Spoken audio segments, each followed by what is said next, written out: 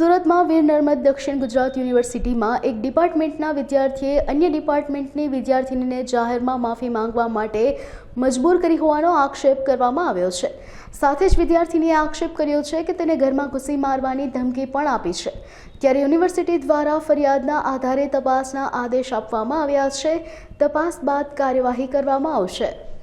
વિદ્યાર્થીનીની મૌખિક રજૂઆત મળી હતી, લિખિત રજૂઆત હજી સુધી પહોંચી નથી, પરંતુ માહિતી મળી છે કે ઇન્વોલ્વ કરાવેલી છે।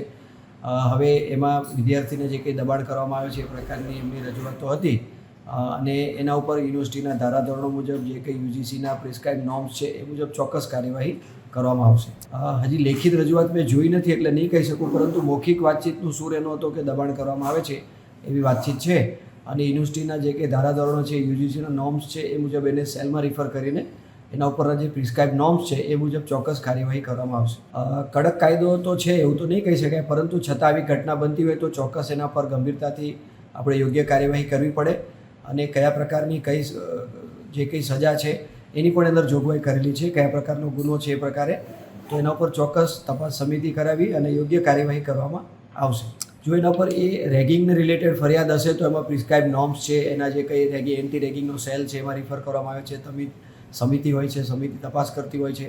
તપાસના અંતે એના ચોક્કસ બધા ધારાધોરણો છે એ મુજબ નિયમ અનુસારની કાર્યવાહી ચોક્કસ કરવામાં આવશે આ બાબતે।